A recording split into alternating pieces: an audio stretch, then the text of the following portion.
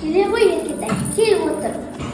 Әжімнен қалған естелікті саған аманат етейін деп едім. Бұл не? Бұл шашпау. Қыздың көркі шаш, шаштың көркі шашпау деген ырым бар.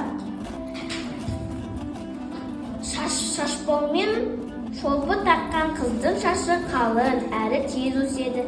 Бойына сай, әдемі, әсем болып өседі.